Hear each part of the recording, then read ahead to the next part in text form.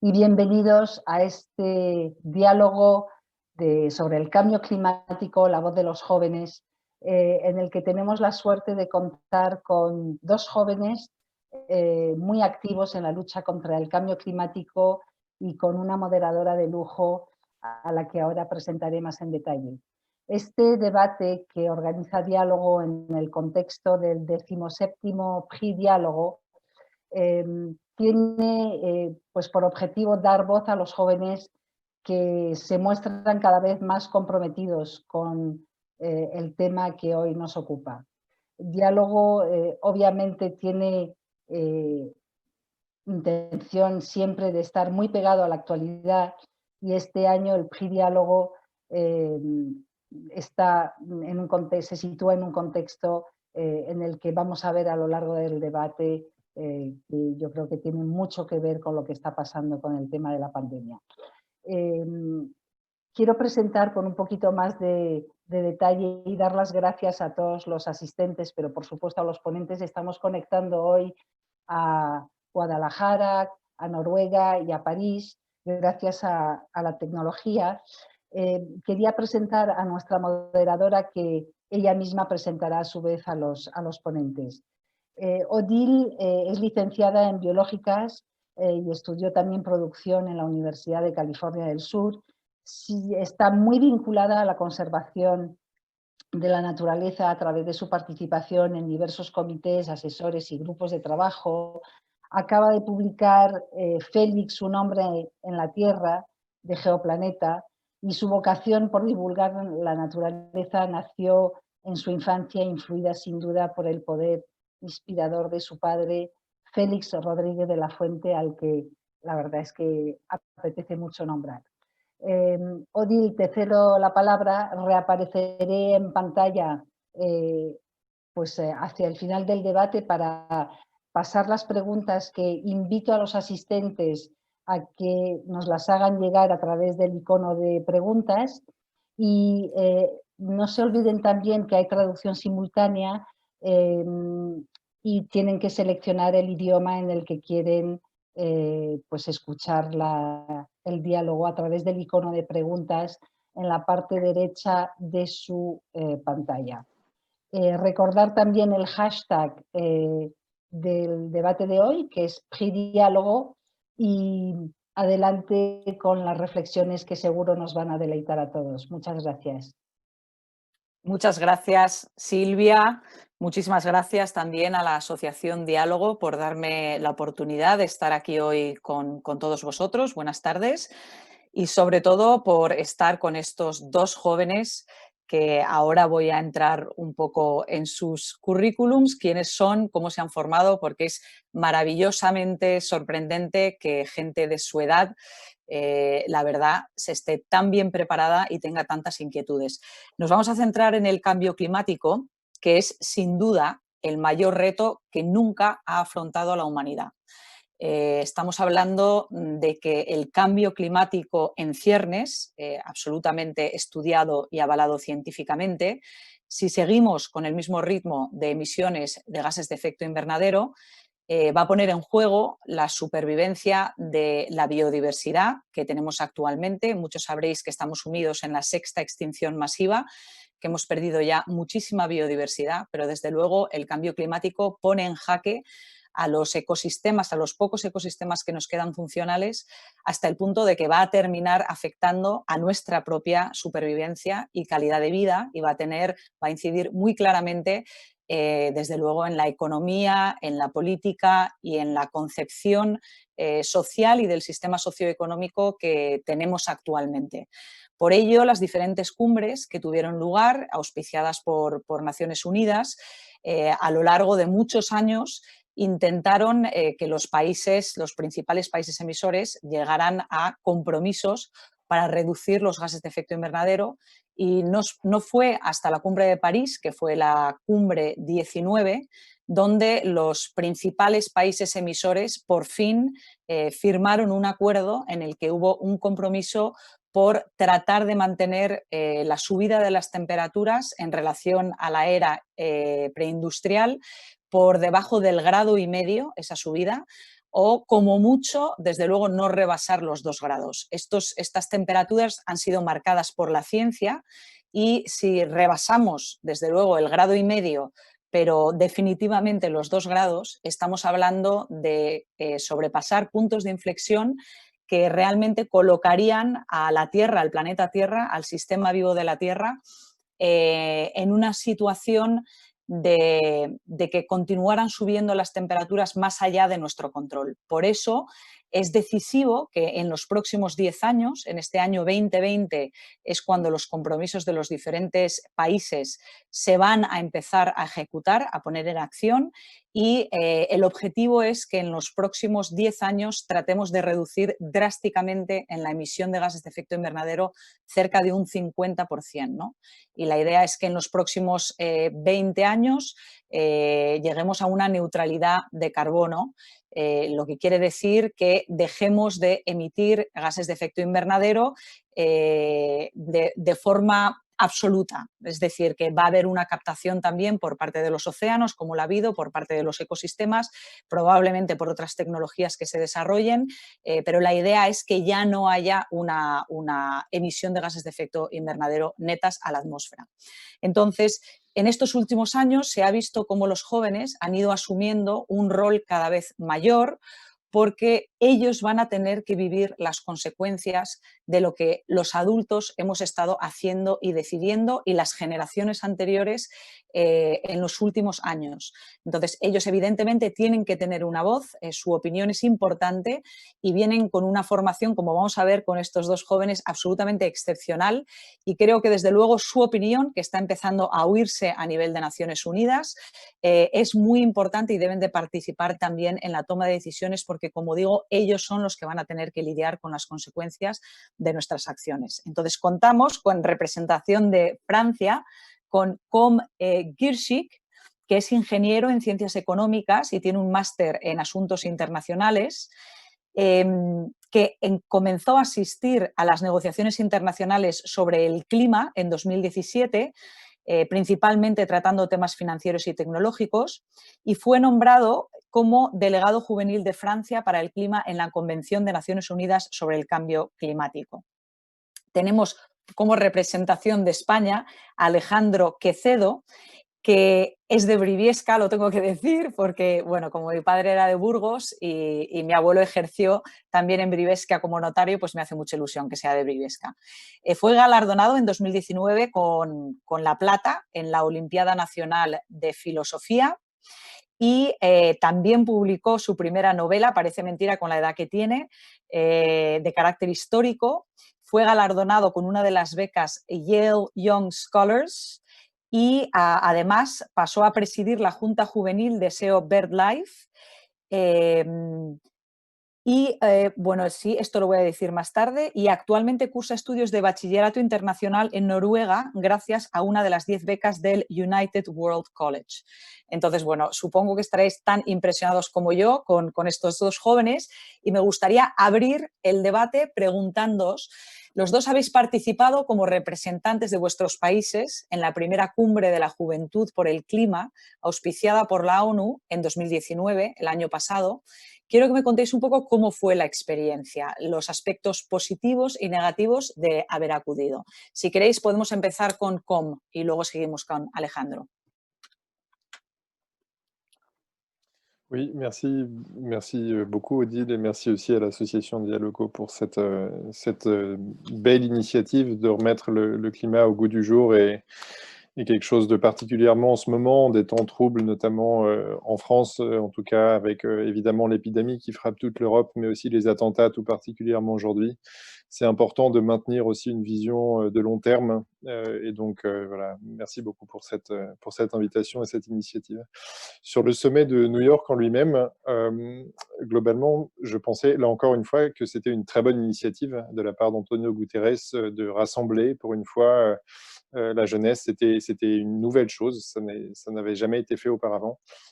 Donc, il y avait des jeunes du monde entier qui se sont rassemblés pour discuter du climat et en soi, l'initiative était bonne. Par contre, le sommet a été en fait extrêmement court Et à mon sens, il n'a pas dépassé le stade du symbole. C'est-à-dire qu'on a vu ce rassemblement, beaucoup de médias étaient présents sur place, mais en termes de messages diffusés par la jeunesse, à mon avis, c'était assez faible.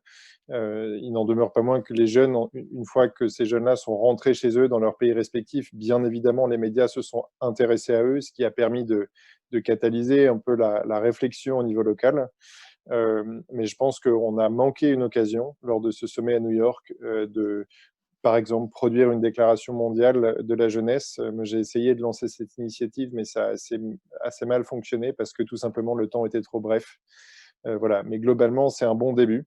Antonio Guterres continue ce genre d'initiative. On l'a vu avec son conseil de 7 ou 8 jeunes pour 2 ans qui vient de constituer. Donc on voit que voilà, il y a une réflexion permanente qui est saine d'intégration réelle des jeunes dans les politiques onusiennes. Donc on est sur une bonne voie.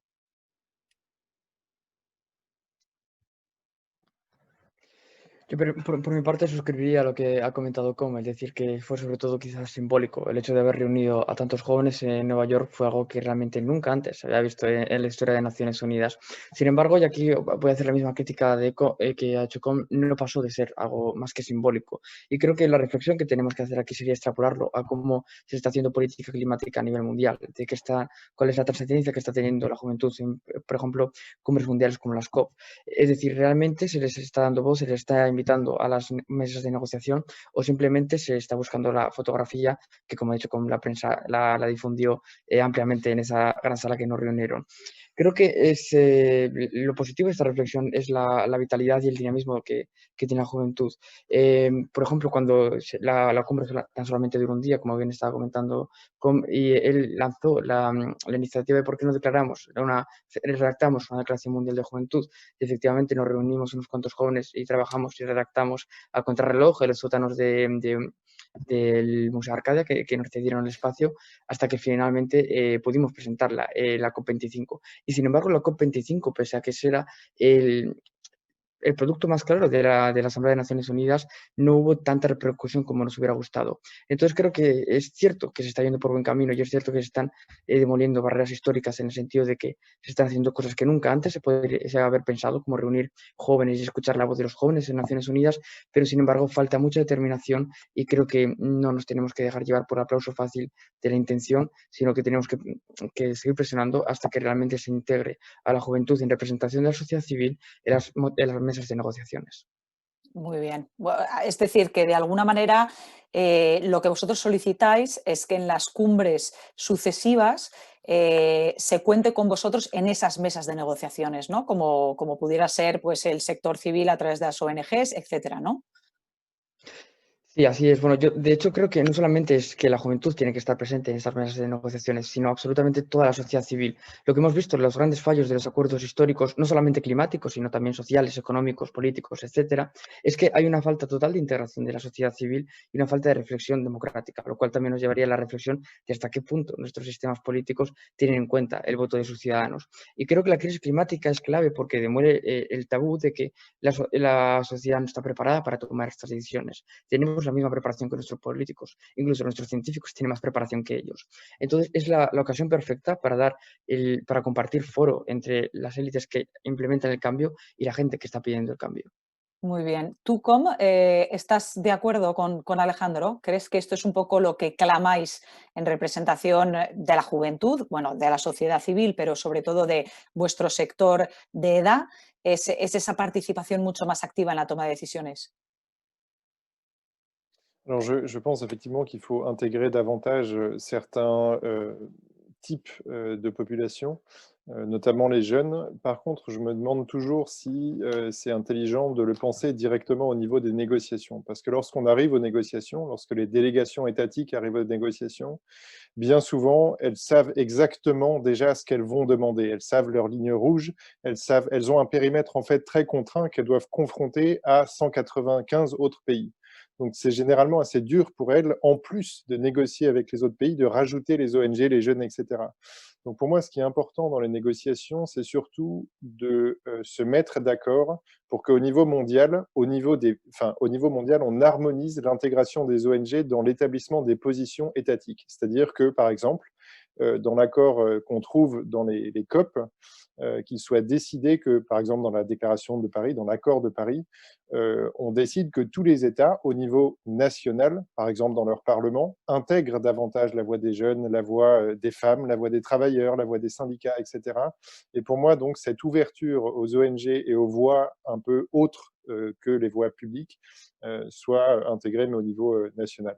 Après, bien entendu, sur le plan symbolique, mais aussi sur le plan d'une question de transparence, c'est essentiel que les ONG restent au COP, mais ça m'étonnerait énormément qu'un jour, les ONG soient effectivement à la table de négociation avec un pouvoir de décision, tout simplement parce que je pense qu'en droit international, les États sont souverains et c'est malheureux, mais c'est un fait. Donc je pense que s'il faut exercer une pression, ça doit être plutôt sur les États pour qu'ils intègrent les ONG au niveau national. Efectivamente, bueno, en parte se parte de la base de que ese trabajo previo se ha hecho a nivel Estado, a nivel país, que ha habido un cierto consenso, o por lo menos ha habido conversaciones con los diferentes sectores, con ONGs, con diferentes sectores implicados, con el mundo de la empresa. Pero desde luego no tengo yo conciencia de que lo haya con una representación de la juventud tal cual, ¿no? de la sociedad civil, y esto yo creo que podría ser un factor interesante a incluir antes de llegar, como dices tú, a las mesas donde hay poco tiempo y sobre todo que hay una representación a nivel país pues, de estos sectores también generacionales, que a mí me parece fundamental. Y en ese sentido sí que me gustaría preguntaros, porque creo que estoy obligada a hacerlo, ya que hemos hablado de lo simbólico, de la imagen, de la foto, y vosotros conocéis bien el mecanismo de cómo funcionan estas cumbres, de cómo se toman las decisiones. Un poco redondeando todo esto, ¿cuál es vuestra percepción de Greta como representante de la juventud, ¿no? ¿Qué percepción tenéis? Sí, bueno, Alejandro, empieza tú si quieres. Bien, bueno, lo primero que es importante remarcar es que Greta no deja de ser quizás un símbolo histórico, ¿no? Y es cierto que cuando nosotros hablamos de juventud, lo primero que se nos viene a la cabeza es Greta y son las manifestaciones de Fridays for Future. Pero sin embargo, y me parece que aquí hay una analogía perfecta entre cómo desarrollamos o cómo estudiamos nosotros la historia y cómo estamos viendo nuestro futuro. Nosotros siempre tendemos a llevar las responsabilidades históricas a personas únicas. Por ejemplo, si hablamos de Segunda Guerra Mundial, si hablamos de los crímenes de la Alemania nazi, siempre solemos poner a Hitler como el principal culpable y nos solemos dejar por el camino que hay todo un establishment, que hay toda una sociedad que permite a esas personas llegar a donde están. Y creo que con Greta pasa lo mismo. Greta no solamente Greta, es también lo que hay detrás de Greta. Y, por ejemplo, no hay que ser un espía del FBI, basta con buscar un poco en internet para que nos demos cuenta de que detrás de Greta y de toda la posibilidad de que hubiese medios de comunicación, la manifestación que hizo ella en Estocolmo, está un think tank de lo que se llama capitalismo verde de Suecia. Y hay bastante capital detrás apoyando a Greta y al movimiento de Fridays for Future. Entonces creo que es evidentemente que reconocer la relevancia que ha tenido. Sin Greta posiblemente hoy no estaríamos teniendo este debate, sin Greta posiblemente no hubiera pasado lo que pasó en la cumbre de Naciones Unidas, pero creo que hay algún momento en el que nosotros tenemos que también emanciparnos del discurso de Greta. Creo de manera humilde que ha habido un momento que su discurso se ha tornado quizás excesivamente infantilista, quizás excesivamente de diagnóstico, de decir cuáles son los problemas de cambio climático y de la crisis climática, pero esos problemas ya los conocemos, son problemas que los científicos nos han estado advirtiendo de las consecuencias desde hace años y lo siguen haciendo ahora. Entonces creo que lo que tenemos que empezar a pensar es a quién queremos escuchar.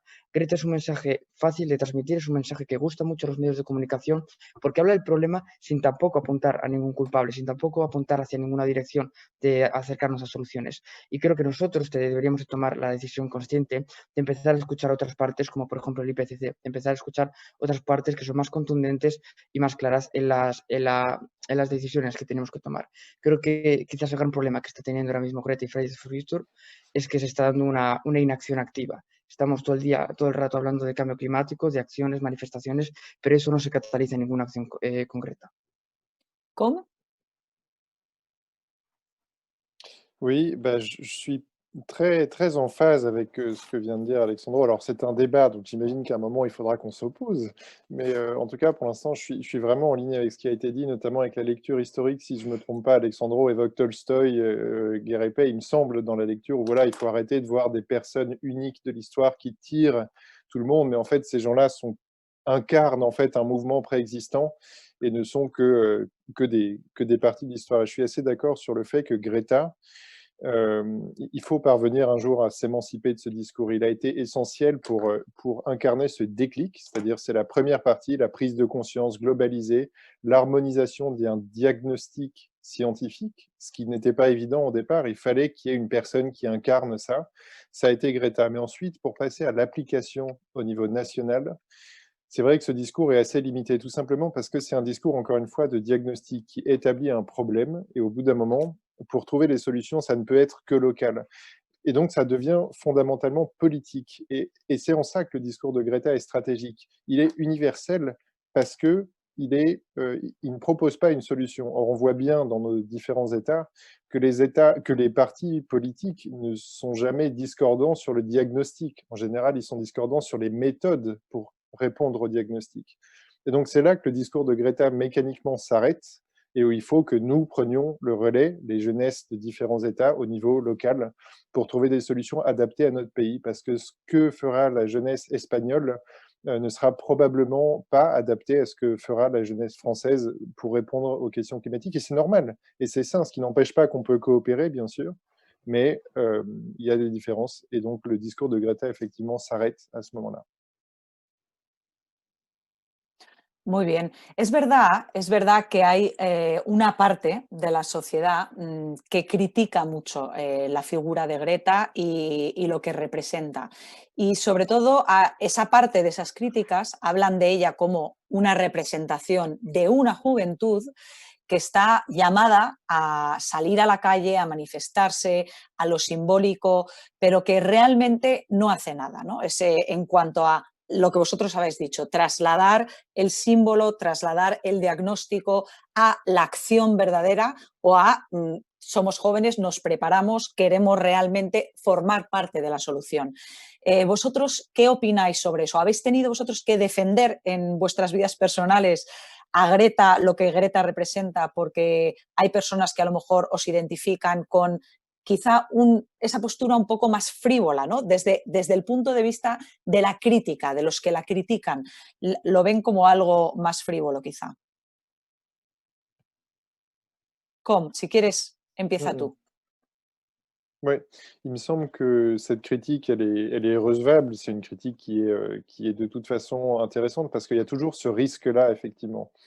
Mais je ne suis pas d'accord avec cette idée, tout simplement parce que il faut se placer dans un monde parallèle. Imaginez ce qui se serait passé si Greta n'avait pas été là. Si Greta n'avait pas été là, à mon avis, typiquement en termes d'objectifs climatiques européens, aujourd'hui, on ne serait pas à 60%, on n'imaginerait pas 65%. La raison pour laquelle aujourd'hui les politiques, les membres du Parlement européen se sentent en confiance pour adopter des objectifs aussi ambitieux, adopter des objectifs aussi forts, c'est précisément parce qu'il y a une culture politique qui a été permise sur le climat, qui a été permise par Greta Thunberg. Donc, je pense que voilà, pour moi, cette critique, elle est normale parce que c'est aussi inquiétant d'un certain point de vue de voir un embrasement médiatique mené par une jeune fille de 15 ou 16 ans. Évidemment, c'est normal de se demander s'il n'y a pas une manipulation derrière. C'est naturel et c'est sain même de se demander ça. Mais quand on regarde les faits, est-ce qu'il y a eu des choses graves? Non, la jeunesse est plus politisée que jamais, ce qui est un signe pour moi positif. Et les résultats tangibles sont là, c'est-à-dire que ce n'est pas quelque chose d'hors sol. L'Union européenne, pour moi, alors évidemment, c'est jamais assez, et je serai le premier à critiquer l'Union européenne sur ses engagements aujourd'hui, mais c'est quand même une avancée. On est passé de moins 40% à moins 60%, donc c'est voilà. Voilà, la critique n'est pas réellement recevable.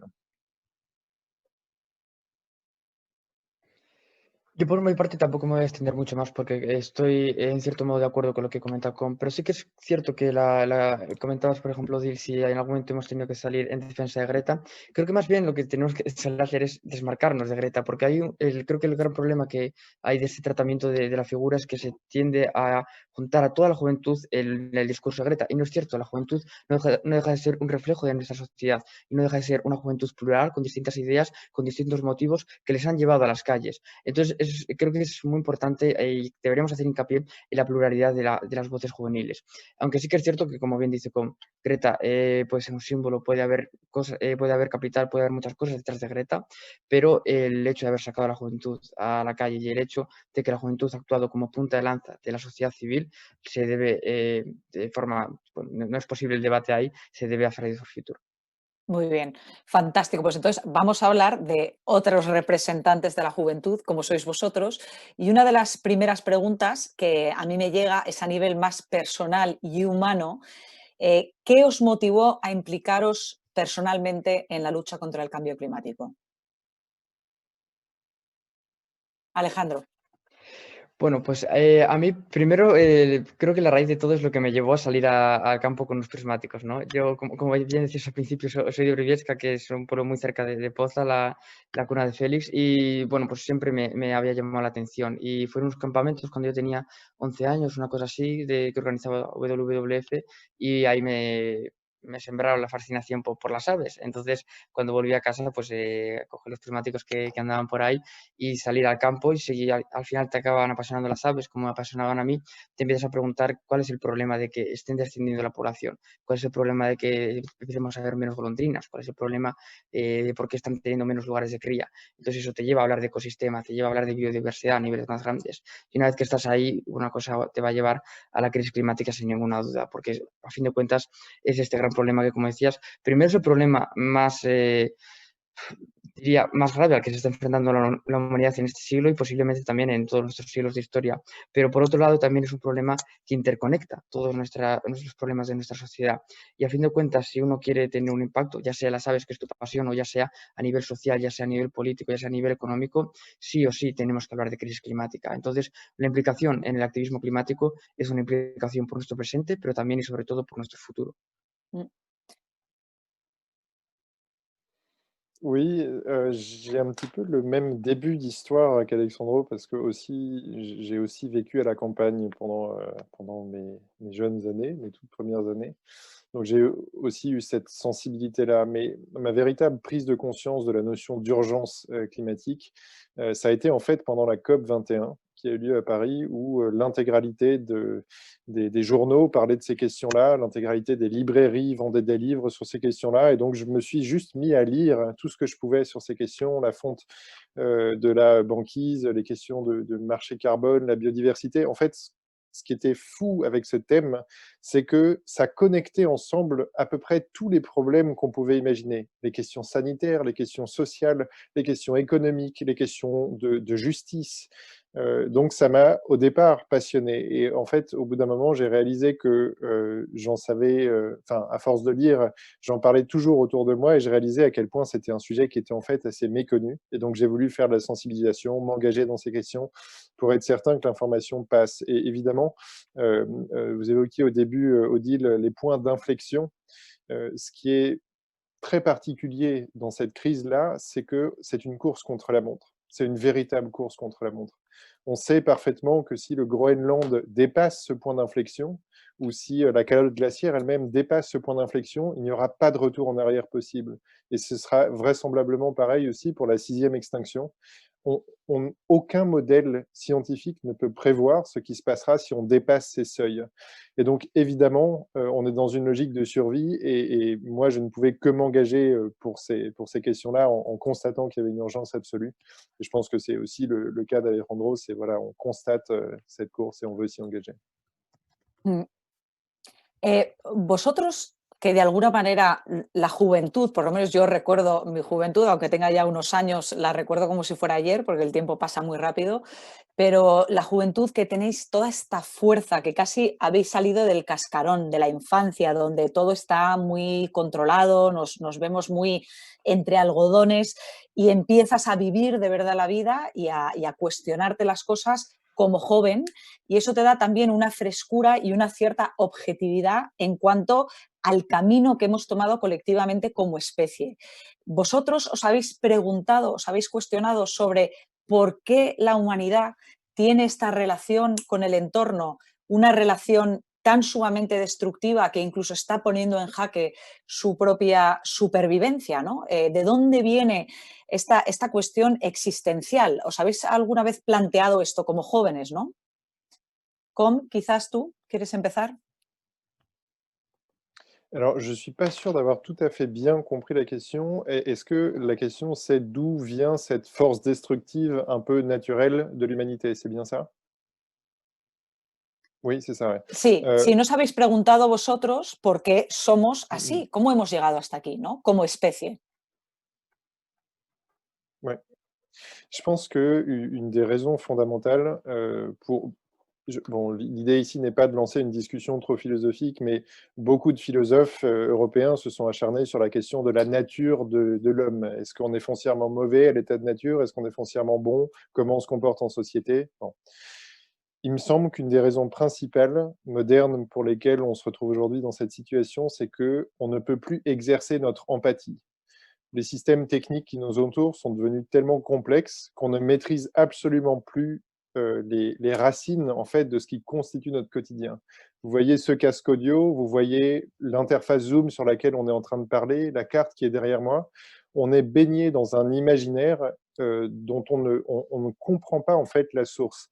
Tous les appareils informatiques qu'on utilisent par exemple des terres rares, sont construits avec des terres rares qui proviennent en général de dizaines de pays différents, qui sont exploités dans des conditions déplorables, et peu de gens en fait sont au courant de ça et on n'y pense pas forcément quand on va faire ses courses. Pareil pour toute l'alimentation, pareil pour le pétrole qu'on utilise chaque jour, pareil pour l'électricité qui alimente l'ordinateur de toutes les personnes qui sont en train de regarder cette conférence. On ne voit plus ce qui constitue notre réel, tout simplement parce que nous sommes extrêmement organisés, notre travail est extrêmement parcellisé, divisé. Certaines personnes ne travaillent que dans l'énergie, certaines personnes ne travaillent que dans les métaux. Et ces gens-là, pour être performants dans leur métier, sont obligés d'être extrêmement spécialisés et d'y passer 80% de leur temps éveillé. Donc mécaniquement, on n'a plus d'attention disponible pour être vigilant sur l'ensemble des impacts que nous avons au quotidien. Et pour moi, c'est une des raisons pour lesquelles on est aussi violent collectivement, individuellement. Bien sûr que si chacun d'entre nous prenait le temps de comprendre les conséquences sociales de chacun de ses achats, par exemple, il consommerait différemment, c'est certain. Donc, ce n'est pas une question de nature humaine, c'est une question pour moi d'organisation sociale. Muy interesante, Alejandro. Y bueno, yo estoy muy de acuerdo con lo que comentó Connie, creo que es muy interesante todo el tema de la tecnología y cómo de ahora de repente estamos viendo en otro mundo distinto, cómo hemos conseguido emanciparnos de nuestro propio contexto y pasar más horas de nuestro día en Internet la cantidad y el producto cultural que consumimos en Internet, ya sea en las redes sociales o en otras plataformas, y eso va en detrimento de lo que es nuestro entorno lo que es nuestra naturaleza y sobre todo el desarraigo terrible que estamos sufriendo de nuestros bosques. Ya no sabemos leer las estrellas, no sabemos identificar los trinos de los pájaros. Entonces, todo este proceso que ha tenido el hombre de desarraigo de la naturaleza, ese momento en el que empezamos nosotros como especie a querer dejar huella, y quizás la forma más poética de originarlo sería en el momento en el que el hombre siente la necesidad de tener una trascendencia más allá de las barreras biológicas. Es el momento en el que el hombre pone su mano en la pared de una cueva y la pinta y deja marcado en esa piedra que él estuvo allí, que el hombre a pesar de que está maltratando esa piedra, no le ha preguntado si puede poner ahí la pintura o no, lo está poniendo y está llevando ahí en su trascendencia. Pero moviéndonos quizás de este ejemplo más bucólico, más poético, creo que sin ninguna duda en el momento en el que el antropoceno empieza una aceleración de la cual no nos hemos librado ni muchísimo menos, es cuando empieza la revolución industrial.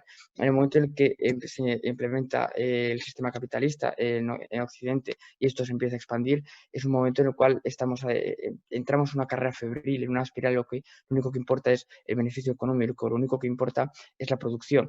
Y los términos con los cuales se está midiendo esto no tienen para nada en cuenta la naturaleza. sea, civilizaciones anteriores a la revolución industrial se habían basado en la destrucción sistemática de la naturaleza, no de forma consciente, pero nosotros vamos a llegar a un punto en el que somos de forma consciente capaces de destruirla sistemáticamente. ¿Nos sorprende? Sí, pero realmente nos sorprende de una especie que ha estado esclavizando a sus congéneres desde la edad antigua. Nos sorprende de una especie que el coche que podían permitirse la gente de clase media e alta se construía en fábricas donde los niños perdían sus brazos. Es decir, yo sí que creo que hay una parte de violencia sistemática en nuestro ADN. Quizás una parte consciente, quizás es solamente que no somos, como bien decía Com, no somos conscientes de la sangre que ha costado el móvil que llevamos en el bolsillo. No somos conscientes de los bosques que se están quemando por las galletas que estamos comiendo hoy. Entonces, creo que cuando hablamos de antropoceno y el cómo hemos llegado aquí, me parece que quizás la palabra fundamental sería por avaricia, porque por avaricia seguimos consumiendo, por avaricia seguimos comprando más, por la avaricia del capital se sigue produciendo de manera más brutal, se siguen sacando las empresas de los lugares que empiezan a poner más restricciones y se llevan a, por ejemplo, países del mal llamado tercer mundo y se empieza a contaminar de manera brutal, causando la muerte de 8 millones de personas cada año, según la Organización Mundial de la Salud, solamente para abastecer de más energía a Occidente. Entonces yo creo que la herramienta por la que hemos llegado aquí, no cabe duda que ha sido el sistema capitalista, ha sido la colonización y ha sido la globalización que ha permitido que se pueda utilizar de manera estratégica la naturaleza de una forma tan brutal y consciente. Pero que hayamos conseguido nosotros como sociedad que esto se siga utilizando, creo que es en primer lugar por nuestra inconsciencia, porque no somos capaces de comprender todo lo que implica en la vida, los elementos que tenemos en nuestra vida, pero también porque toda la sociedad de la que hemos nacido, como hablaba Com, el estímulo tecnológico constante, que es el único equilibrio en nuestras vidas, nos hace muy difícil, incluso podríamos hablar de alienación, en el sentido de que no somos capaces de tener este pensamiento crítico que diga, basta, paremos este sistema que está costando la vida de gente de nuestra propia especie. Claro, pero ahí entonces viene a colación la pregunta de cómo paramos esto. Es decir, esto realmente es un paradigma bajo el que nos regimos, es una ideología, es una forma de pensar, de relacionarnos con el entorno, con otras personas, es todo el sistema socioeconómico occidental desarrollado, pero al final es un poco el motor del mundo y es lo que tira del mundo. Entonces, con la urgencia de los cambios necesarios y en el poco margen de tiempo que tenemos, según vuestro criterio, ¿cuáles son los más urgentes o prioritarios? Sobre todo dada la complejidad de cómo todo está imbricado, interrelacionado. Entonces, ¿dónde meteríais el diente? ¿Qué sería lo primero que, según vosotros, habría que poner en esa lista, ¿no?, de cambios necesarios? Alejandro. Bien, me parece muy interesante lo que has comentado, la complejidad y lo interrelacionado que está todo en este paradigma, pero creo que eso, quizás más que una dificultad, lo que es una oportunidad, porque por primera vez en nuestra historia, la historia humana, tenemos la posibilidad de afrontar este problema de forma consciente. Sabemos que está fallando nuestro sistema económico, sabemos que nuestro sistema social también lo está haciendo, sabemos todo lo que está fallando, pero tenemos conciencia de ello y podemos intentar cambiarlo. Es algo que nunca antes había dado a la historia humana. Sobre qué es lo que tenemos que solucionar de manera más urgente, creo que aquí no cabe duda, creo que es la crisis climática. La crisis climática, como decía Com, es una crisis que estamos luchando contra el reloj, es una crisis que como se empiecen a activar los puntos de inflexión de los que ya habéis hablado vosotros, no sabemos a dónde vamos a parar. Y desde luego que son escenarios que pueden ser totalmente catastróficos. Will Stephen, por ejemplo, que es el padre de la noción de antropoceno, habla de que en un mundo con 4 grados más de media, la capacidad que tendría la Tierra para sostener a la población humana sería de 1.000 millones de personas. Somos 8.000 millones de personas. ¿Qué va a pasar con esos 7.000 millones? Es decir, no cabe duda que tenemos que afrontar el cambio climático cuanto antes y de manera contundente. Y aquí la tecnología sí que tiene soluciones, sí que sabemos que tenemos que avanzar hacia la descarbonización económica, sí que sabemos que si, por ejemplo, todos nosotros cambiamos nuestra dieta y dejamos de consumir carne y empezamos a dietas vegetarianas, por ejemplo, también tendría un impacto. Sabemos que si el día de mañana, en vez de coger un avión para pasar las vacaciones en Nueva York, cogemos el tren para pasar las vacaciones y cruzando los Pirineos, ya que estamos en el foro de diálogo, tendremos también un impacto menor. Es decir, hay soluciones tecnológicas para el cambio climático, pero estas se deben de implementar cuanto antes. En cuanto a las otras trascendencias de la crisis climática, en cuanto a la trascendencia más social y más política, es mucho más complicado, en el sentido de que, como bien dices, los paradigmas y las élites nunca están dispuestos al cambio, es algo que sabemos históricamente. Históricamente, la evolución histórica, sea por momentos de revolución, sea por momentos cambio de paradigma. El más cercano es la Revolución Francesa, pero bueno, no solamente ese. Y estos no son cosas como el cambio climático que la ciencia puede decir, bueno, de esta forma se pueden solucionar, porque los problemas son tan masivos que quizás la única forma en la que tengamos de implementar un cambio tangible sea a nivel local, nosotros mismos como vectores de cambio. Creo que la certeza es que estamos adentrándonos en un momento de cambio histórico. Y esto también lo decía Uri Steffensen cuando él hablaba de toda la entropía, de todo el desorden que está ocurriendo en nuestro sistema. Y es algo muy típico de cuando un ecosistema se acerca hacia la inestabilidad. Y nuestros sistemas sociales se están acercando hacia esta inestabilidad. Y lo estamos viendo a todos los niveles, no solamente económico, no solamente político, y ahora también lo estamos viendo con él a nivel vírico, sanitario. Pero sí que creo que de una forma más grande, de una forma más expandida cronológicamente, de tal forma que quizás no sea tan perceptible para nosotros, sí que está habiendo cambios en el paradigma social y político y quizás de aquí a 100, 150 años, cuando estudie nuestra época, sí que se puede hablar de un momento de transformación histórica.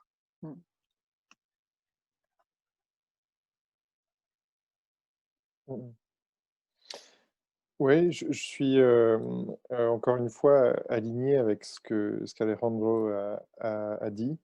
Moi, je m'apprêtais à répondre d'une façon assez scolaire par le type de mesures que j'envisageais au départ. Alors évidemment, Alejandro a parlé de rediriger les fonds d'investissement, de réduire la part de l'avion.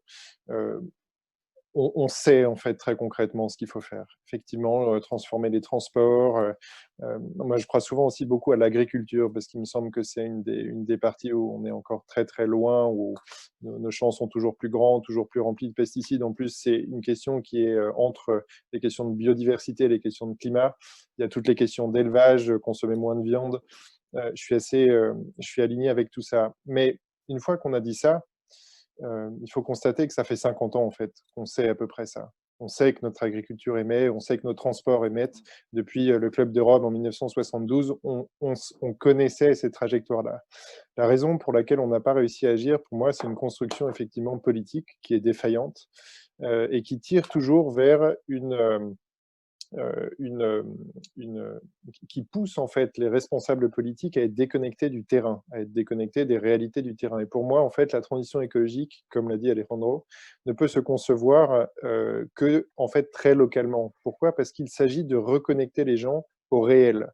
Pour reconnecter les gens au réel, si vous continuez à avoir des magasins qui vendent de l'agriculture bio, mais qui vient d'Argentine ou du Chili, ça n'aidera pas la transition. Ça va l'aggraver plus qu'autre chose. Donc, il faut qu'on ait une sorte d'autonomie énergétique, alimentaire, en eau aussi, en termes de ressources en eau, en termes de biodiversité qui se reconstruit. Et là, on voit que c'est une question qui est fondamentalement politique, c'est-à-dire qu'il s'agit, au niveau des États, de redonner des compétences aux gestionnaires locaux pour qu'ils puissent assurer une cohérence locale. Donc voilà, c'est une question politique. Et ensuite, j'aimerais venir sur un autre point que Alejandro a évoqué et qui me semble très très juste.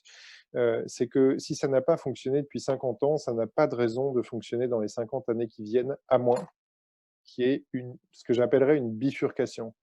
Et la bifurcation, pour moi, c'est un peu ce qui s'est passé justement, puisqu'on a parlé de la Révolution française. Les 2 hivers précédant la Révolution française, il y a eu un changement climatique. Alors c'est une curiosité de l'histoire, un changement climatique très fort, très ponctuel aussi, qui a provoqué une famine, parce qu'il y a eu des récoltes extrêmement faibles. Et ça, évidemment, ça n'était pas la seule cause, mais c'était une sorte d'étincelle qui a permis de faire la bifurcation. Et aujourd'hui, il faudrait être aveugle pour ne pas voir que la crise du Covid constitue une étincelle qui pourrait générer une bifurcation, tout simplement parce qu'on a des gens qui sont extrêmement épuisés par cette épidémie, d'un point de vue financier, d'un point de vue moral, mental, etc. Et évidemment, tout ça, pour le pire et pour le meilleur aussi, peut-être, nous rendra capables de générer cette révolution. Alors, j'espère que ce ne sera pas une révolution aussi violente qu'a pu l'être la Révolution française, mais en tout cas, il est évident que les esprits se préparent à une bifurcation historique. Fantástico, qué interesante. Parece mentira, pero han pasado 45 minutos desde que hemos empezado. Tengo muchísimas más preguntas, pero me voy a enfocar en 2 que no quiero dejar de hacer cuando dejemos el diálogo. Y y luego después de estas dos que me quiero reservar y haceroslas, os voy a hacer otras que nos han empezado a mandar ya desde diferentes medios de comunicación. Pero una de mis preguntas, porque yo tengo hijos, ahora todavía son muy pequeños, pero mi hermana también tengo sobrinos, jóvenes, ¿cómo se puede interesar y motivar a la juventud, que me parecéis fundamentales en esta bifurcación, en este cambio, porque tenéis la fuerza y creo que es fundamental que os impliquéis? ¿Cómo podemos hacer para que se interesen y se motiven en implicarse en el cambio climático?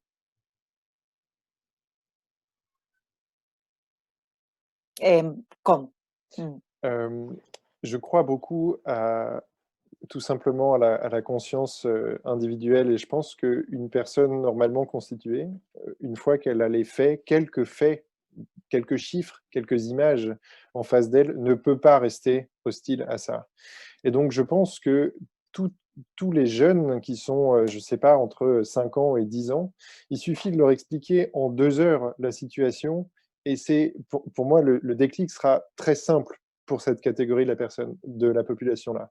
Si vous prenez des gens qui ont entre 50, 60, 70 ans, comme par exemple nos parents en général, c'est beaucoup plus difficile de les convaincre, parce que c'est tout un cadre de pensée qui est fixé, qui a fonctionné pendant plusieurs décennies, qu'il s'agit de modifier. Donc forcément, c'est compliqué. Mais un jeune entre 5 et 10 ans qui sort tout juste de la magie de la jeunesse et de la naïveté, au sens positif du terme de la jeunesse, à mon avis, si on lui explique cette situation qui est quand même extrêmement grave, qui pourrait ressembler au pire scénario des pires contes pour enfants, il ne peut que avoir envie de s'engager. Après, j'aimerais rappeler un point, c'est qu'il y a beaucoup de formes d'engagement. Et peut-être celle d'Alejandro et la mienne sont les plus spectaculaires, dans le sens où elles sont assez médiatisées, etc.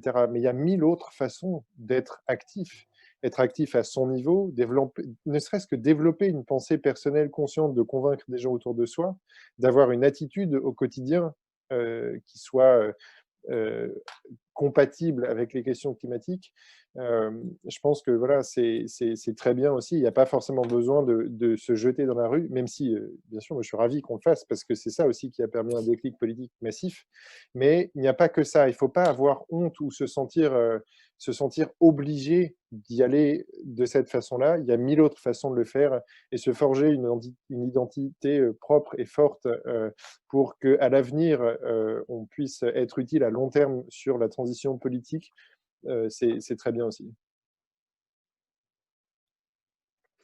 Sí, yo estoy de acuerdo con que en el momento en el que explicamos realmente cuál es la significancia de la crisis climática, lo más difícil es no querer implicarse.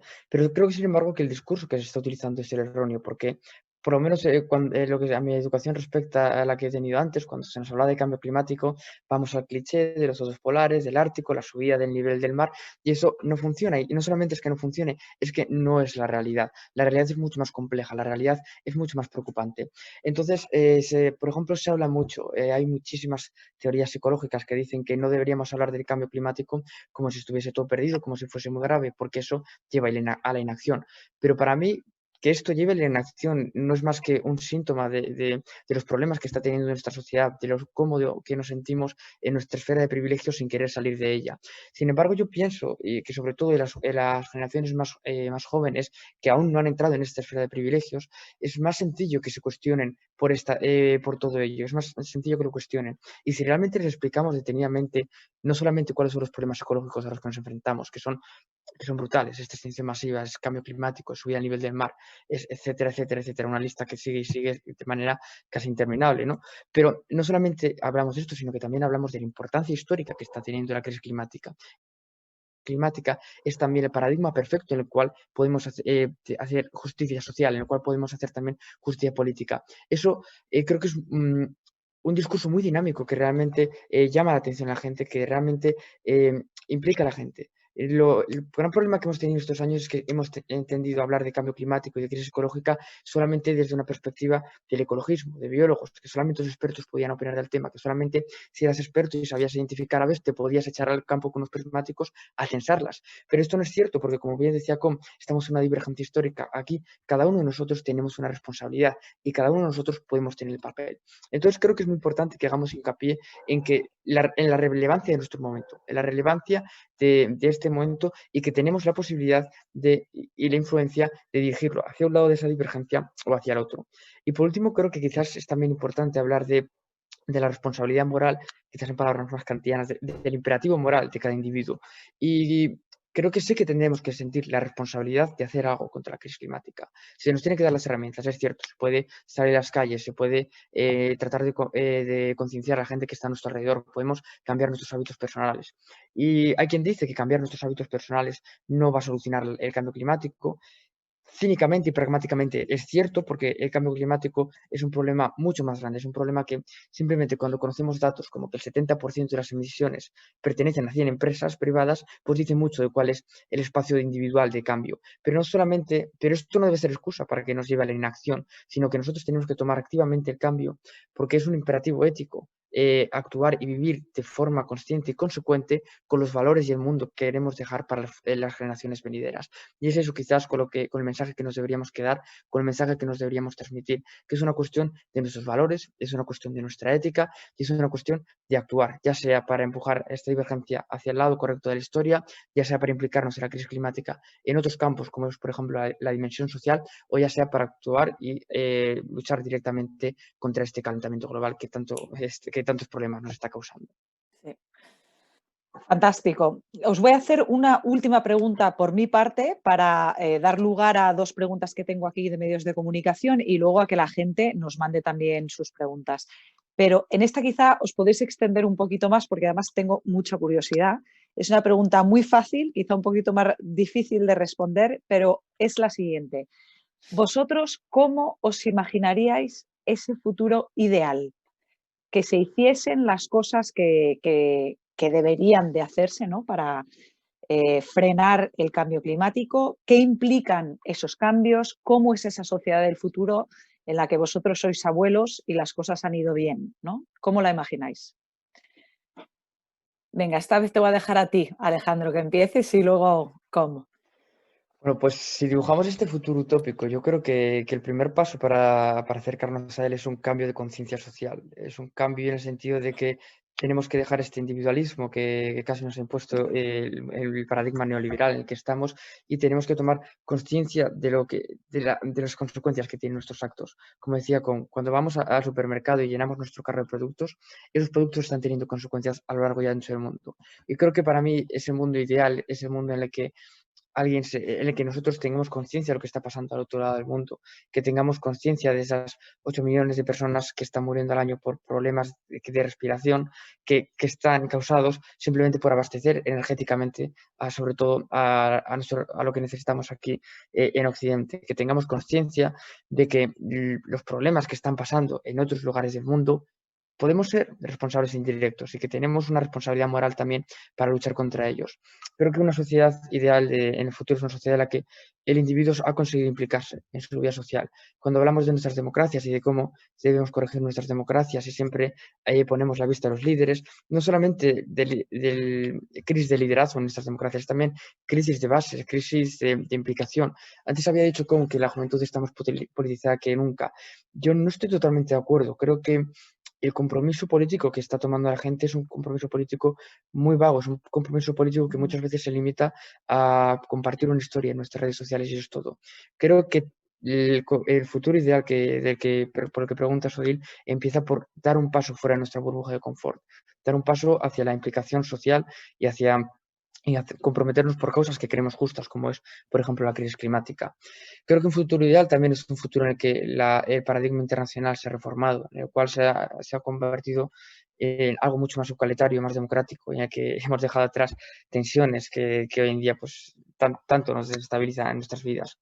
Creo que el futuro ideal es uno en el que hemos conseguido reconectar con la naturaleza, en el que hemos conseguido librarnos y romper las cadenas del desarraigo que estamos sufriendo por este constante uso de las tecnologías, por esta espiral de la vida que es trabajar para conseguir dinero y comprar productos que hagan nuestra vida más asequible y sea más soportable la levedad del ser. Pero creo que es muy importante que intentemos enfocarla de forma distinta, que intentemos reconectar con el susurro de los árboles, que intentemos volver a caminar por las montañas, que intentemos volver a deleitarnos con el trinar de los pájaros en vez de preocuparnos con el constante motor de los coches. Creo que este futuro ideal no sé cómo lo vamos a alcanzar, no sé si siquiera lo alcanzaremos, no sé cuáles son los mecanismos políticos y ideológicos que tenemos que activar, porque como decía Con, mucho recae en lo que es nuestra vida local. Pero lo que sí que estoy convencido es que no va a haber futuro ideal si no tenemos un cambio individual que sea ideal. Y ese cambio es algo que sí que podemos hacer nosotros, es un cambio que está al alcance de nuestra mano. Cuando hoy terminemos esto podemos decidir si lo que vamos a hacer mañana es volver a pasar 4 horas diarias en Internet, utilizar esas 4 horas en caminar por la naturaleza pensando en cómo queremos llevar a cabo nuestra vida. Y es un cambio que puede comenzar hoy mismo.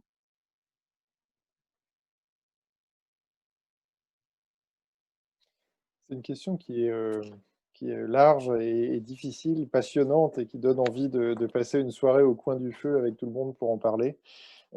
Parce qu'évidemment, répondre en 2-3 minutes sera difficile. J'axerai, moi, ma réponse autour du mot « lien ». Pour moi, si je devais résumer l'ensemble des problèmes qui nous frappent aujourd'hui, on pourrait bien souvent y répondre en instaurant plus de liens. Le premier lien que je vois, c'est se réapproprier le réel. Donc ça, on a déjà pu en parler un petit peu. C'est être en meilleure connexion avec tout ce qui nous constitue, nous, en termes d'alimentation, en termes même, pourquoi pas, de culture, en termes de biens de consommation, etc. Ce lien-là est rompu. On a réellement perdu la connexion et je pense qu'il faut la retrouver. Le deuxième lien, et on ne l'a pas encore évoqué, il me semble, c'est le lien intergénérationnel. Là où on critique beaucoup les pays asiatiques pour leur gestion en général de la crise climatique, on a par contre beaucoup à apprendre d'eux dans leur considération des générations supérieures. On se trouve aujourd'hui pour moi, autour du mouvement climat, dans une phase où il y a une rupture entre les générations. En tout cas, en France, c'est assez marqué. Vous avez de plus en plus un sentiment une forme de, comment dire, c'est pas de honte, mais les générations un peu au-dessus de 30 ans, disons, se sentent exclues de la question, se sentent attaquées presque sur tout ce qu'ils ont pu faire par le passé, notamment ne pas répondre à la crise climatique. Pourtant, ils ont répondu à plein d'autres questions. Ils ont répondu à des questions sociales, ils ont répondu à des questions sur le féminisme, par exemple. Alors certes, rien n'est parfait, il y a toujours des choses à faire évoluer, mais il y a beaucoup de combats qui ont été gagnés aussi. Beaucoup de combats ont été perdus, mais beaucoup ont été gagnés. En tout cas, certains combats ont été menés jusqu'à, évidemment, l'émergence du néolibéralisme, mais ça, Alejandro en a bien parlé. Donc je pense que l'autre lien qu'il y a à reconstruire, c'est non plus le lien entre nous et le réel, mais c'est le lien entre nous et les autres. Les autres de notre génération, bien évidemment, mais ceux-là sont assez forts et je ne pense pas qu'ils disparaîtront demain. Par contre, le lien avec les générations d'au-dessus, d'en dessous, bref, la communication pour bénéficier de l'histoire des anciens, mais aussi bénéficier de la nouveauté, de l'ouverture des plus jeunes, c'est quelque chose qui est essentiel et qui est littéralement perdu, je pense, dans nos sociétés aujourd'hui. Donc ça, c'est ma deuxième réponse, et ça répond aussi à ce que disait Alejandro sur le problème de l'individualisme aujourd'hui, qui émerge probablement d'une philosophie des Lumières qui avait au départ un objectif sain, d'être capable de réfléchir en autonomie, de s'émanciper de toute forme de pouvoir religieux ou autre. Mais aujourd'hui, ça pose fondamentalement des problèmes. Donc je pense que voilà, ce lien-là est quand même à reconstruire. Et peut-être de façon un peu plus générale, donc j'évacue la question du lien maintenant, c'est la question de notre place dans la nature, même si cette question semble assez superficielle, parce que rebattue, parce que en fait, c'est une aporie, on a beaucoup de mal à y répondre. Je pense qu'il faut prendre cette question frontalement. Nous ne savons toujours pas comment l'espèce animale humaine peut s'intégrer dans la nature. On ne sait pas comment faire. C'est-à-dire que c'est un débat qui était très intéressant au 19e siècle aux États-Unis, où il y avait les conservateurs et les préservateurs. Et en fait, il y avait une nuance dans est-ce que l'idée est de laisser la nature parfaitement intouchée dans des réserves naturelles où il est même interdit d'y rentrer, ou est-ce qu'il faut imaginer comment on s'insère dans un écosystème qui ne nous acceptait pas au début? C'est une question qui est bien sûr technique, mais qui est aussi philosophique. Et je pense que tant qu'on n'aura pas réussi à être à l'aise, à être en accord avec une solution d'intégration à la nature, on aura toujours beaucoup de problèmes parce que exploiter une mine, par exemple, de pierre pour se construire des maisons, ça semble légitime. Et pourtant, beaucoup d'écologistes aujourd'hui diraient que c'est scandaleux parce que ça dévisage le paysage. Moi, je regarde les deux positions et je vois le point de vue pragmatique où il y a 100 personnes qui habitent dehors parce qu'ils n'ont pas de maison en pierre. Et évidemment, je me dis, il faudrait faire cette mine. Et en même temps, après, je vais voir sur place comment cette mine est exploitée. Elle est exploitée de façon très problématique. Voilà, je pense qu'il faudrait réussir à trancher sur cette question-là. Je suis désolé si ça n'a pas été clair. J'imagine qu'à traduire, ça a dû être compliqué. Donc, je remercie par avance les traductrices. No, muy bien. La verdad es que Teresa está haciendo un trabajo magnífico. Yo estoy entendiendo por lo menos todo y es fantástico escucharos y como bien dices, Com, nos falta el fuego, la copita de vino y el charlar de esto distendidamente toda la noche. Silvia, qué bien. Si quieres te dejo a ti entonces que hagas las preguntas de los medios, Silvia. Sí, teníamos una pregunta, tenemos preguntas de algún medio y también de asistentes que no son medios, relacionadas un poco con la pandemia. Por ejemplo, Chamorro García pregunta, y también Ariadna Trías, me parece, de Alternativas Económicas, querían saber un poco la relación entre el COVID y el cambio climático. No sé si nuestros ponentes podrían responder. ¿Cómo lo ven, Alejandro? Sí, yo creo que la COVID-19 y el cambio climático van de la mano y sobre todo creo que lo que tendríamos que aprender de esta pandemia es cómo estamos reaccionando ante crisis que no hemos creado los humanos, porque, y aquí creo que es lo interesante, todas las crisis a las que nos hemos enfrentado antes han sido crisis antropológicas que hemos creado nosotros de forma directa, guerras, crisis económicas, es decir, son crisis que emanan de problemas que han construido los humanos. En cambio, la COVID-19 no. La COVID-19 es un problema al que nosotros podremos llegar a una solución humana, que sería alcanzar la vacuna, pero que no la tenemos de entrada y tenemos que esforzarnos por buscarla. Y es una cosa es una crisis que nos ha tenido sumidos en la incertidumbre de cómo responder, mascarilla, no mascarilla, confinamiento, no confinamiento. Y esto nos debería dar una lección muy importante para cómo vamos a responder a la crisis climática, que es otra crisis que, aunque sí que es cierto, está causada por la acción humana, no es algo que hayamos creado nosotros y es algo que nunca hemos visto anteriormente. Creo que también si vemos la respuesta que hemos dado, puede ser hasta cierto punto preocupante cómo nosotros incluso llegamos a tener visiones bastante infantilistas de la crisis, que nos negamos a ver realidades crudas y que las solemos suavizar. Por ejemplo, se empezó a circular el bulo que era una noticia falsa, ¿no? De que, bueno, al menos con la pandemia los delfines han vuelto al puerto de Venecia. Eran unos delfines que andaban en el puerto de Caligari, me parece. Pero en fin, tendemos a tener esta visión casi infantilista de las crisis, lo cual es preocupante. Lo que nos tenemos que preguntar son otras cosas. Los datos en los que nos tendríamos que fijar no es si los delfines han vuelto o no a Venecia, sino que nos tendríamos que fijar en datos como que, curiosamente, la COVID-19, según algunos estudios, por ejemplo, publicado en la revista Forbes, ha salvado más vidas en China, dejando a la gente en casa y evitando que respiren la contaminación de sus ciudades, que las que podrían haber muerto por polución en el tiempo que duró el confinamiento. Y esto es algo que nos puede dar muchísimas preguntas sobre las que tenemos que reflexionar.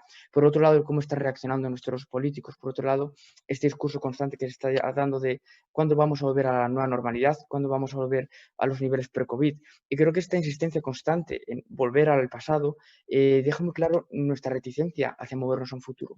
¿Por qué no podemos hablar de sociedad post-COVID? ¿Por qué no podemos hablar de cómo vamos a hacer una transformación económica de forma ecológica en vez de hablar de recuperar los niveles económicos previos a la pandemia? Entonces, la COVID-19 tiene mucho que ver con el cambio climático, porque está sacudiendo nuestras sociedades en los mismos puntos que las va a sacudir el cambio climático. Y ahora estamos aprendiendo nosotros también de cómo tenemos que responder a esta clase de crisis.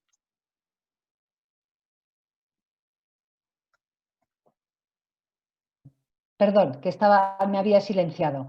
Para completar un poco la respuesta de Alejandro, voy a completar un poco con lo que nos pregunta Katy Torres, desde Mallorca, por cierto.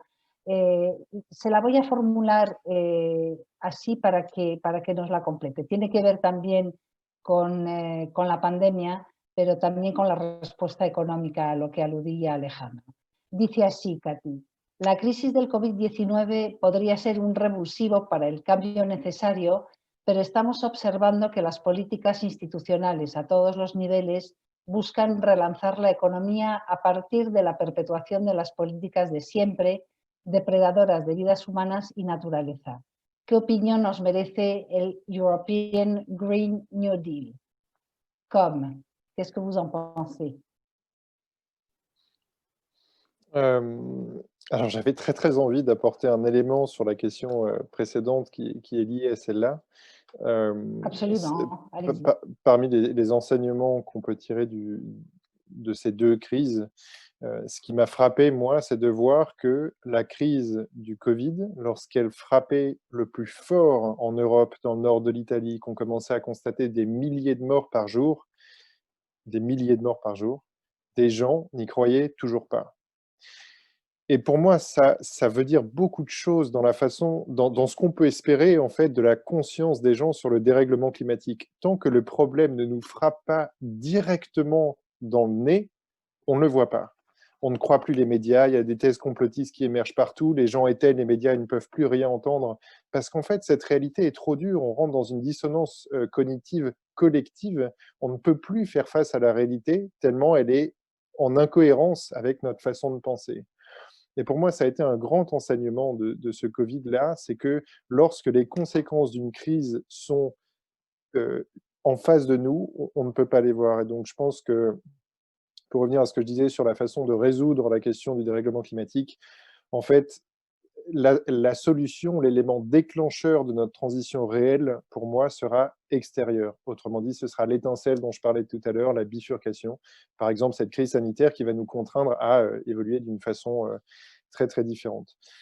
Pour répondre à la question sur le Green New Deal et la façon dont l'Union européenne va répondre, déjà, bon, c'est un peu dur de répondre parce que le plan de relance n'a toujours pas été adopté au niveau européen. C'est encore un sujet qui est débattu, qui est extrêmement controversé. Ce qu'on peut dire jusqu'à maintenant, en tout cas, c'est que rares ont été les États qui ont utilisé les plans de relance. Je vais répondre d'un point de vue un peu technique, je suis désolé, mais rares ont été les États qui, dans leur plan de relance, ont pris en compte tout simplement le climat. C'est-à-dire que la conditionnalité des aides, notamment publiques aux entreprises, a été très faible. Et par exemple, en France, on a donné des milliards d'euros à des entreprises qui fabriquent des voitures ou qui envoient des gens dans des avions. Et ça, je pense que c'est effectivement très grave. Mais disons que c'est quelque chose qui est... ça nous permet de vraiment prendre conscience du fait que nos économies sont des colosses aux pieds d'argile. Dès que la machine s'arrête pendant 10 secondes, tout s'effondre, tout notre système social s'effondre. Les médias parlent de ça 24 heures sur 24, et ça montre que, en fait, il suffit de pas grand-chose pour que ça change, mais que la bifurcation sera violente. Donc, pour l'instant, moi, je m'arrêterai à une phase de constat. C'est vrai que c'est difficile d'imaginer comment on pourrait imaginer avec les plans de relance une bifurcation. Honnêtement, j'y crois pas trop, mais j'attendais pas trop non plus de l'Union européenne sur ce point-là, parce que c'est pas, pour moi, c'est pas ce chemin historique-là qui va être pris, pour reprendre les termes d'Alejandro. Il y a je pense que ça va être nuestra última pregunta, perdón. Nuestra última pregunta de la periodista Eva Orue, que es colaboradora de varios medios en radio y televisión. El próximo martes se celebran las elecciones estadounidenses. La victoria de Trump no está descartada. Trump sacó a Estados Unidos de los acuerdos de París. ¿Qué puede pasar si revalida su triunfo de 2016? ¿Cuáles serán las consecuencias para la lucha contra el cambio climático? Si podemos contestar de forma breve, le pediría a Alejandro su respuesta breve y a Con también. Luego le pediría a nuestra moderadora Odile que quizás hiciera una conclusión del contenido pequeñita, y luego cerraré para dar las gracias a todo el mundo, porque estamos ya acercándonos al final. Gracias. Por responder de forma breve y concisa, que la victoria de Trump no está descartada ni muchísimo menos, de hecho la creo, por desgracia, bastante probable. pero dice mucho. Implicaciones directas para el cambio climático, desde luego ninguna positiva. El hecho de que Trump es la reencarnación y la ejemplificación de la perpetuación económica más salvaje que nos ha llevado hasta donde estamos, y que ese personaje siga negando la evidencia de cambio climático, que ese personaje siga retirando a su país en contra de un porcentaje altísimo de la población estadounidense, porque recordemos que muchos de los grandes expertos de cambio climático, que muchos de los grandes centros intelectuales que están aportando las decisiones más contundentes, más audaces para solventar la crisis climática, están radicados en Estados Unidos. Pero que el hecho de que el presidente, que sea el que siga pueda renovar su mandato, como estáis diciendo, desde luego son consecuencias muy catastróficas. Es que no sé ni qué palabras poner a que una potencia como Estados Unidos no asuma su responsabilidad climática. Y sobre todo el precedente que sienta, porque cuando Trump ganó las elecciones en la última ocasión, vimos como casi como un efecto dominó, como otros líderes iguales o peores que él subieron al poder en muchísimos otros países como Brasil. Que esta situación se pueda repetir supone un problema bastante grave, y creo que si estos países no asumen su responsabilidad climática y no asumen y no caminan hacia la descarbonización económica, lo más probable es que se dé este antagonismo entre gobernantes o incluso élites, si lo queremos llamar así, y esa base de la sociedad civil que sí que está concienciada con el cambio climático, lo cual podría llevar a un momento en el que incluso se den situaciones violentas, como auguraba Com.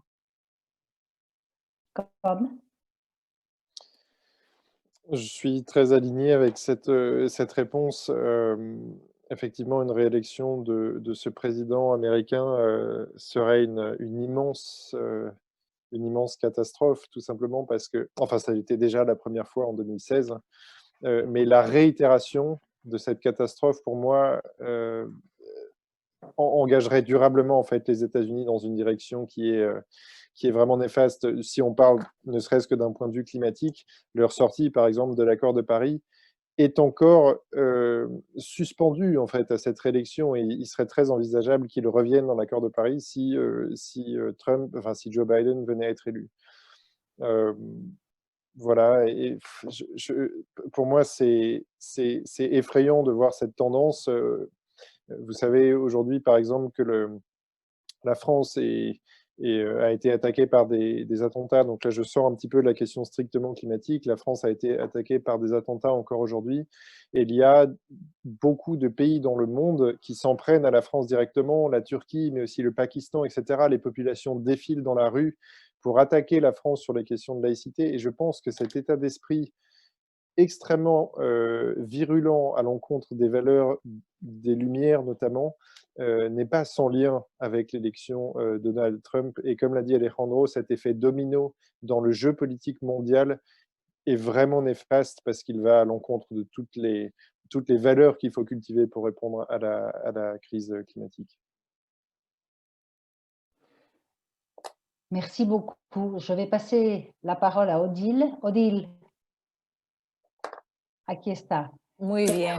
Te dejo concluir sobre el contenido, si te parece. Muy bien, fantástico, Silvia. Pues yo seré muy breve, simplemente lo que quiero decir es que a mí me ha llenado de esperanza poder escuchar a estos dos jóvenes, no solamente por su preparación en papel, sino por lo bien amuebladas que tienen las cabezas, porque también hemos hablado de temas como es la política ahora mismo con Trump, y me parece que gente como estos jóvenes no son tan fácilmente manipulables como quizás sí lo éramos las generaciones como las nuestras, ¿no? Que éramos más inocentes quizá en este sentido. Me ha gustado muchísimo ver cómo habéis utilizado muchos referentes de la historia, de pensadores de la historia, de la evolución de nuestra historia colectiva, y me ha gustado mucho también cómo habéis utilizado la palabra bifurcación más que revolución, que me parece que es más constructivo, y que quizá en esa bifurcación eventos como lo de que vuelva a salir Trump elegido una vez más, pues lo que hace es servir un poco como revulsivo para que el otro lado en esa bifurcación se se refuerce, ¿no? en su propia identidad, porque lo estamos viendo con Estados Unidos, como afortunadamente muchos de los estados, al ser federales, están tomando, como California, sí que se están adhiriendo al Pacto de París, están tomando muchas decisiones independientes, e incluso muchas de las subvenciones que han ido para los combustibles fósiles, que Trump ha dirigido directamente para que continúe este tipo de prospecciones, pues no se están llevando adelante porque están resultando más económicas a todas luces la energía sostenible, ¿no? Entonces yo creo que estamos viviendo en un momento histórico, como habéis dicho vosotros, que el cambio climático es, y abrí con esto y vuelvo a cerrar, sin duda el mayor reto que nunca ha afrontado la humanidad, porque estamos hablando de la continuidad de nuestra especie y de otras especies sobre el planeta, y lo que ocurra va a depender de lo que hagamos en los próximos 10, 20 años. Yo me siento muy reconfortada de sentirme apoyada por jóvenes como Alejandro y como Com, y estoy convencida de que ellos son una representación de muchos más que están muy bien formados, con las cabezas muy bien amuebladas, como digo, no fácilmente manipulables y que tienen muchas referencias. Y sobre todo que esto es, y ya para finalizar, el mayor reto, pero también la mejor oportunidad que hemos tenido colectivamente para reinventarnos, para redefinir cómo queremos ser, no ya las futuras generaciones, nuestros hijos y nietos, sino incluso nosotros, ¿no? Cómo queremos que sea el sistema socioeconómico, cómo queremos vincularnos con los demás, con nuestro entorno, entender nuestro lugar en la existencia, por qué estamos aquí, de dónde venimos y hacia dónde vamos, las grandes cuestiones que siempre han estado ahí. Y nada más, que me encanta haber participado. Os agradezco que me habéis dado este privilegio de poder moderar a estos dos chicos. Les seguiré muy de cerca y espero que todo el mundo haya disfrutado tanto como yo lo he hecho. Muchas gracias, chicos. La verdad es que muchísimas gracias, Odile. La verdad es que creo que has concluido muy bien. Yo quiero decir que esta reflexión que hemos tenido evidentemente ha dejado patente que se puede tener esperanza con cabezas tan bien amuebladas, en las que te incluyo, Odile, porque tú también eres joven. Y quiero decir que Diálogo va a estar allí, va a seguir apoyando la reflexión. Creo que es necesario, para pasar a la acción, el intercambio de ideas y experiencias de jóvenes de ambos países, Francia y España, dos países que por supuesto se quieren, que tienen una relación muy simbiótica, que muchas veces miran lo que hace el uno y lo que hace el otro, y por supuesto creo que la oportunidad que hemos tenido hoy, el nivel y la calidad del debate ha sido espectacular, y quiero dar también las gracias, la oportunidad que nos han permitido tener empresas que apoyan esta reflexión y esta acción que hace Diálogo, y permitidme que las cite porque son las que hacen posibles que el Prix Diálogo pues exista. Empresas como Airbus, AXA Seguros, BNP Paribas, Carrefour España, Cuatro Casas, EDF, Península Ibérica, Engie España y Société Générale. Gracias a todos, espero que hasta muy pronto. Gracias a los asistentes también. Tenemos la inmensa suerte de que la tecnología nos permite grabar este debate, por lo tanto espero que haya muchas más personas que no han podido conectarse ahora, pues que lo puedan hacer en un futuro. Alejandro y Com, no sé si queréis despediros. Pues sí, por mi parte agradeceros la invitación a que hayamos tenido este foro para, como bien has dicho, reflexionar sobre la crisis climática. Creo que es fundamental que tomemos estos tiempos de dificultades, como hablaba con no solamente de atentados que están ocurriendo en Francia, sino también el nuevo confinamiento al que se dirige nuestro vecino del norte de los Pirineos. Y creo que, pese a todas las dificultades que van a venir estos años, creo que es importante que no nos aminalemos y que sepamos que la conciencia histórica está sobre nuestros hombros y que tenemos que tener la determinación de continuar hacia adelante para que el futuro al que vayan a hacer nuestros hijos y las generaciones venideras sea ese futuro por el que nos ha preguntado Odile y no por el que muchos tememos. Oui, je vais aussi vous remercier chaleureusement, Odile et Sylvia, et bien sûr Alejandro les membres de Dialogo qui ont organisé cette rencontre. Je pense qu'on insiste pas assez en général sur la coopération entre les États et l'État peut-être plutôt plus généralement entre les cultures, et je pense que c'est très riche ce type de dialogue justement. Alejandro et moi n'avons pas le même passé, Odile non plus, même si vous avez visiblement des origines assez proches en termes de géographie. Mais je pense que c'est très riche et qu'il faut cultiver ça, surtout ne jamais sombrer dans les dérives qui ont marqué l'histoire du début du XXIe siècle, où on voit ce que peut générer la réponse à un problème qui était pour moi d'ordre économique, lorsqu'on se met à ne croire plus qu'en une nation ou plus qu'en une culture qui promet une solution. On connaît les dégâts que ça a eu, donc il faut absolument cultiver ce dialogue. Et je dis ça pas de façon anecdotique, je pense que c'est un réel risque que les États, notamment européens, se replient sur certaines solutions, notamment par dépit face à l'inaction européenne ou à l'échec européen. Le Brexit, pour moi, est peut-être une première marque, mais je ne voudrais pas qu'on re-rentre dans du fond à ce stade-là. Donc voilà, simplement cultivons le dialogue entre les cultures, notamment européennes, pour répondre à cette crise, et ce sera déjà une grande première étape. Muchas gracias. Merci beaucoup. Merci beaucoup à tous. Bonne soirée. Merci. Buenas noches.